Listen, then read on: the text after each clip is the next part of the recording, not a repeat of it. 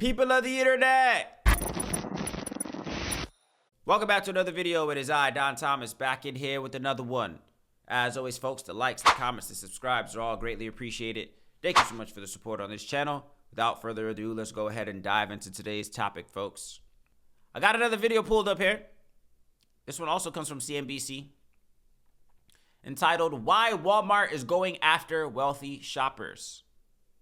Walmart is going after wealthy shoppers. I more so prefer Target, but Walmart is a solid alternative as well too. Let's get a little bit more insight from this video and see why is it that Walmart is switching up their marketing or whatever the case is towards wealthy shoppers. Let's find out. Let's get to Walmart now. Shares ripping to another all-time high today. So for Walmart, the wealthy consumer is where they've been gaining the majority of shares. In recent quarters, in particular, a lot of analysts have been asking what's going on with Walmart. Why is it having so much success with these higher income households that are generally defined as having an income of $100,000 or more per year?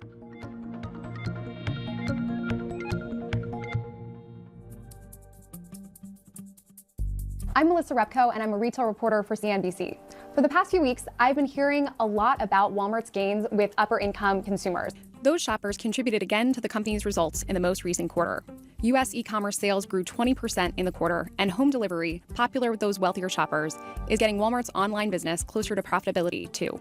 Walmart's stock has been up, even hitting record and 52-week highs, because of the gains it's putting up with shoppers. We're seeing higher engagement across income cohorts, with upper income households continuing to account for the majority of share gains. Higher income shoppers are a huge opportunity. It is known as the nation's largest grocer, but where it makes more money is selling things like throw pillows, clothing, makeup, items that are higher margin, and those are often the tougher ones to sell. If you sell to a higher income customer, they have more dollars in their pocket to spend, and they're more willing to spend more money all around. So it tends to be a shopper that can endure the ups and downs in the economy. It can also sell things like more ads. That's been another growth business for the company, as has its third-party marketplace where it's selling a broader assortment to these new and more frequenting customers.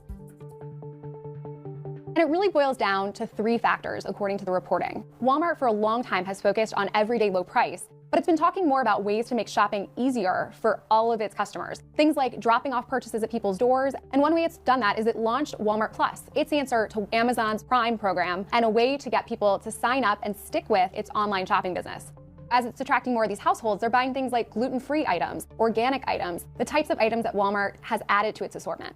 It's also redone stores and redone its website to make it a little bit fresher looking, a little bit more modern and up to date. So if you go into a remodeled Walmart, you'll see a lot of brands that you may not know Walmart sells. Things like Reebok. Walmart's also launched fashion brands called Scoop and Free Assembly, and they have a lot of pieces that are lower cost, but a little bit more fashion forward. Things that you might find at a specialty retailer, a cute sundress, a blazer, more color pops or earrings. Again, a way to kind of get away from Walmart's reputation as being more of a grocer and more of a place to get things like paper towels. Interesting.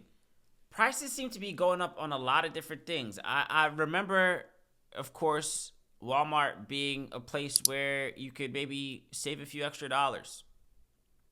You could maybe, of course you saw previously, but they boast themselves as a place with the lowest prices. Now that's shifting because they did a little bit of rebranding. They implemented some new marketing on their website. You walk into a Walmart store now, it's a little bit more, whatever the case is. And then now they are implementing items that seem to be more quality as opposed to just the groceries, right? I do know Walmart being a place where people would typically, I remember back in my college days, Walmart was a place that one could go to grab some groceries and some, toilet paper, paper towels, this, that, and the other. But it looks like with them implementing, or at least bringing more marketing, of course, as well, too, into the fold of other things that they offer in terms of clothes and other quality items, is also appealing less to the, people who maybe aren't as financially affluent, and shifting its gears to the people that are. But yet you also still hear that there's, still a rise in layoffs. There's still people, who are losing income, this, that, and the other. So it's just like, I don't understand. What's the trade-off here?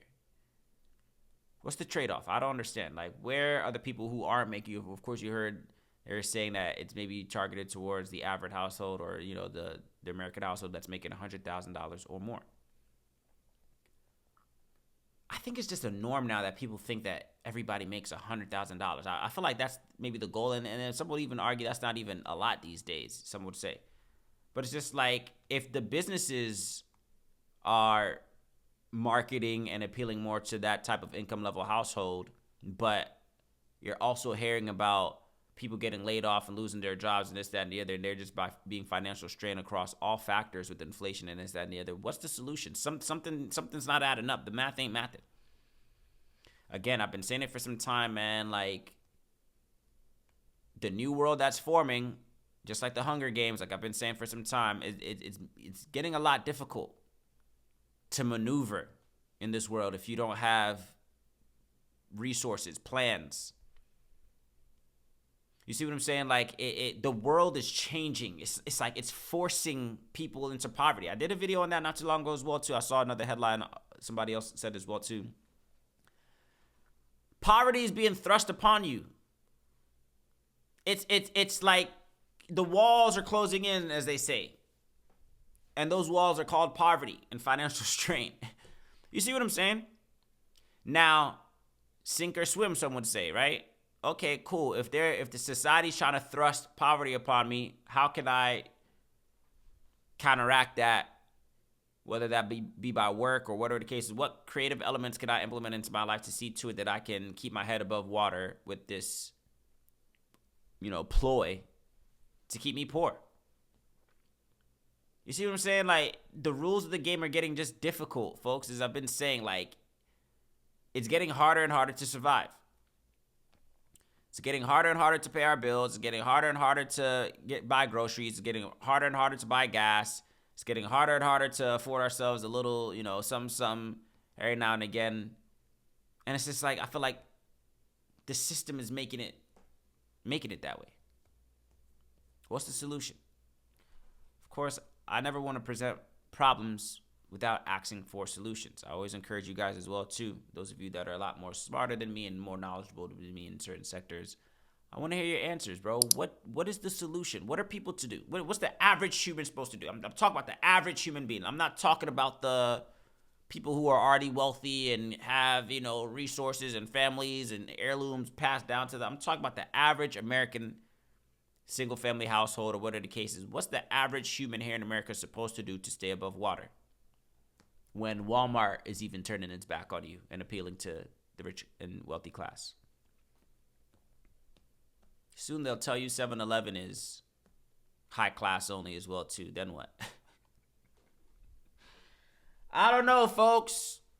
We've been hearing for some time that the name of the game is survival of the fittest, and it looks like society is making it.